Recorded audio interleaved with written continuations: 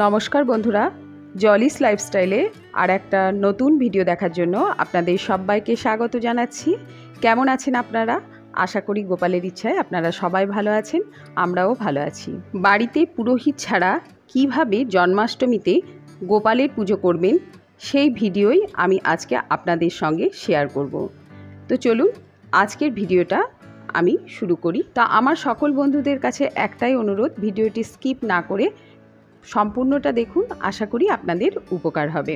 আর video ভালো লাগলে অবশ্যই একটা লাইক করে দেবেন আর আমার চ্যানেল সাবস্ক্রাইব করে আমার পাশে থাকবেন। তো ভাদ্র মাসের কৃষ্ণপক্ষের অষ্টমী তিথিতে রোহিণী নক্ষত্রে মধ্যরাত্রে শ্রীকৃষ্ণের জন্ম হয়েছিল, তাই ভাদ্র মাসের এই তিথিকে জন্মাষ্টমী বলা হয়।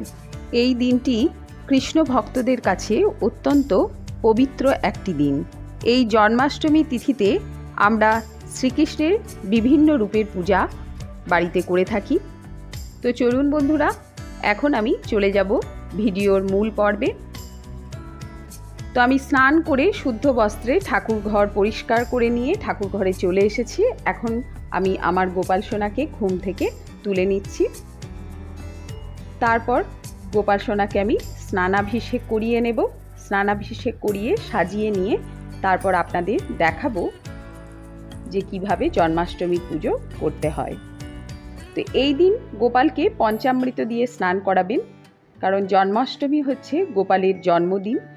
ওই দিন গোপাল ঠাকুর, রাধাকৃষ্ণ, রাধা মাধব যে বিগ্রহই আপনাদের বাড়িতে থাক না কেন, সেই সমস্ত ঠাকুরকে ওই দিন কিন্তু পঞ্চামৃত দিয়ে অবশ্যই স্নান করাবেন। তো বন্ধুরা চলুন এবছরের জন্মাষ্টমী তিথি কবে পড়েছে সেটা আপনাদের জানিয়ে দিই। জন্মাষ্টমী দুটি মতে পালন করা হয়, শার্ত মত এবং গোস্বামী মত। তো এবছরে শার্ত মতে জন্মাষ্টমী পড়েছে বাংলার 19শে ভাদ্র 1430, ইংরাজি 6ই সেপ্টেম্বর 2023 বুধবার। আর গোস্বামী মতে জন্মাষ্টমী পড়েছে বাংলার 20শে ভাদ্র 1430, ইংরাজির 7ই সেপ্টেম্বর 2023 বৃহস্পতিবার। অষ্টমী তিথি শুরু হচ্ছে বাংলার 19শে ভাদ্র 1430, ইংরাজি 6ই সেপ্টেম্বর 2023 বুধবার রাত্রি 8:12 থেকে। তিথি থাকছে বাংলার 20 ভাদ্র 1430, ইংরাজির 7ই সেপ্টেম্বর 2023 বৃহস্পতিবার রাত্রি 8:05 পর্যন্ত। তো বন্ধুরা, আমি গোপালের স্নানাভিষেক করিয়ে নিলাম। পরিষ্কার জল দিয়ে গোপালকে স্নান করিয়ে নেব। নমো ভগবতে বাসুদেবায় এই মন্ত্র বলে স্নানের জলে গোলাপ জল, একটু অগরু আর একটু চন্দন, তুলসী পাতা, ফুল দিয়ে স্নান করিয়ে নিতে হবে। নমো ভগবতে বাসুদেবায় নমঃ, নমো ভগবতে বাসুদেবায় নমঃ। এবার গোপালকে একটা পরিষ্কার বস্ত্র দিয়ে ভালো করে গোপালের গা মুছে নেব। তারপর গোপালকে শৃঙ্গার করে দেব। হরে কৃষ্ণ কৃষ্ণ কৃষ্ণ হরে হরে, হরে রাম রাম রাম হরে হরে। জয় গোপাল, জয় লালার জয়। এই দিন অবশ্যই গোপালকে নতুন জামা পরাবেন, কারণ যেহেতু গোপালের জন্মদিন, অবশ্যই একটা নতুন জামা আমাদের গোপালকে পরাতেই হবে। তো গোপালকে আমি একটা জামা পরিয়ে দিলাম। এবার গোপালের কপালে চন্দনের তিলক দিয়ে দিচ্ছি। গোপালকে শ্বেত চন্দনের তিলক দিতে হবে। তারপর মালা, বাঁশি, মুকুট সব কিছু একে একে পরিয়ে দেব। এই দিন সব কিছু নতুন পরাবার চেষ্টা করবেন। এবার যেখানে গোপালকে বসাবো সেই জায়গাটা প্রস্তুত করে নিচ্ছি। একটা জলচৌকির ওপর আমি আসন বিছিয়ে নিলাম। এবার এর ওপর আমি গোপালের দোলনাটা দিয়ে দিচ্ছি।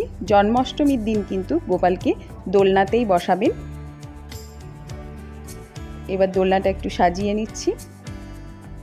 এরপর সিংহাসন থেকে আমি গোপালকে এনে বসিয়ে দিলাম। আর গোপালের সঙ্গে আমি কিন্তু আমার সিংহাসনে নিত্য পুজোটাও অন্যান্য ঠাকুরের করে নিচ্ছি, কারণ সবার প্রথমে গণেশ দেবতার পুজো করতে হয়, পঞ্চদেবতার পুজো করতে হয়, সেগুলো আমি ওখানে করে নিলাম। এবার তুলসীর দল গোপালকে নিবেদন করে দিলাম চন্দন সহযোগে। নমো ভগবতে বাসুদেবায় নমঃ। চন্দন সহযোগে একটা ফুলের মালা এই দিন গোপালকে অবশ্যই দিতে হবে।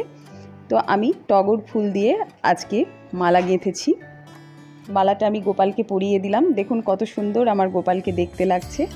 এবার গোপালের আসনটা একটু সাজিয়ে নিচ্ছি, ফুল দিয়ে সাজিয়ে নিচ্ছি। এই দিন কিন্তু গোপালের যে আসনে গোপালকে বসাবেন, দোলনায় বা সিংহাসন যাতেই বসান, সেটা খুব ভালো করে নানা রকম ফুল দিয়ে সাজাবেন। দেখতেও ভালো লাগবে আর এতে গোপাল ভীষণ খুশি হবে। যদি শ্রীকৃষ্ণ রাধা মাধবের পুজো করেন তাহলে সেটাও খুব সুন্দর করে ফুল দিয়ে সাজাবেন। তো গোপালের আসনটা আমি খুব ভালো করে সাজিয়ে নিলাম ফুল দিয়ে। আজকে তো জন্মাষ্টমীর আমি পূজা পদ্ধতি দেখাচ্ছি, তাই সিম্পলভাবেই দেখাচ্ছি। জন্মাষ্টমীর দিন কিন্তু আমি আরও ভালো করে সাজাবো।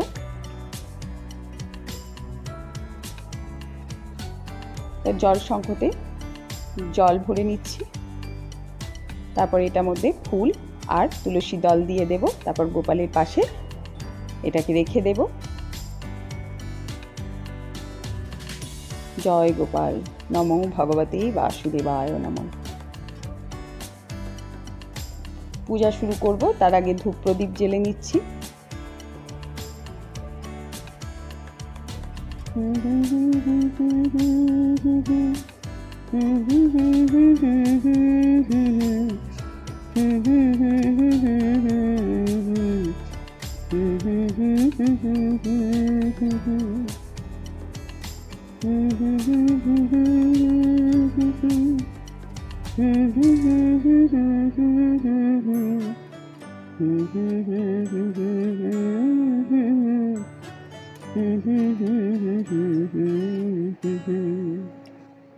পুজো শুরু করার আগে নিজেকে আচমন করে নিচ্ছি।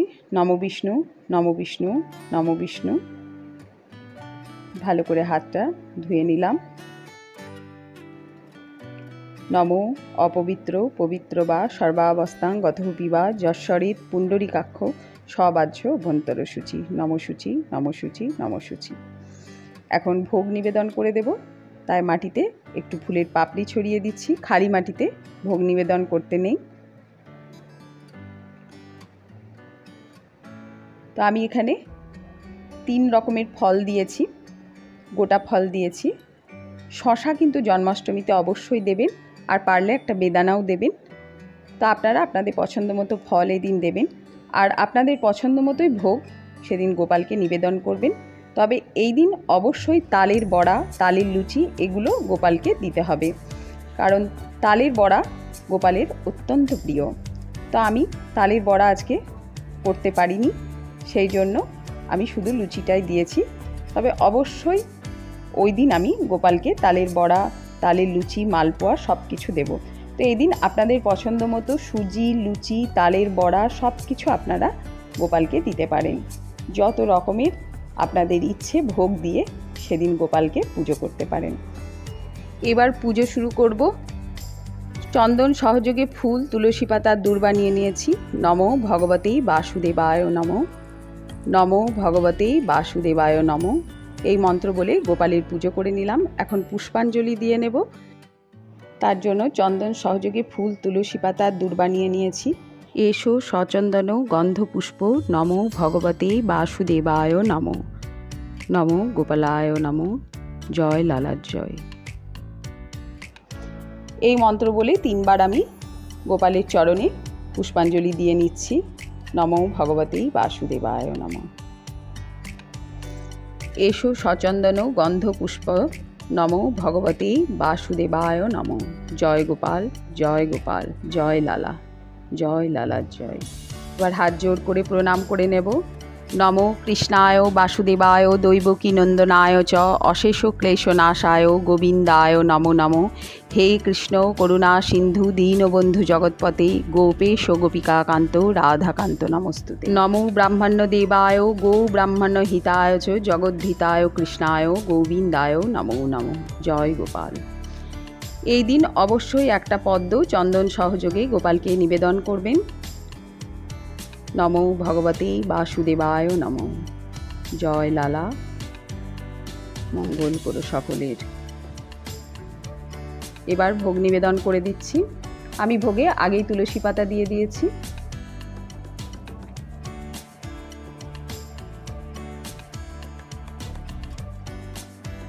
গোপালকে ভোগ দেওয়ার পর একটু ঘন্টা বাজিয়ে দিতে হয়, তো ঘন্টাটা বাজিয়ে দিচ্ছি।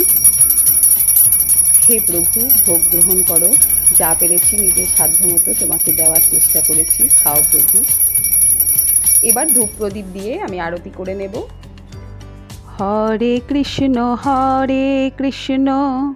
কৃষ্ণ কৃষ্ণ হরে হরে, হরে রাম রাম রাম হরে হরে। হরে কৃষ্ণ কৃষ্ণ কৃষ্ণ হরে হরে, হরে রাম রাম রাম হরে হরে।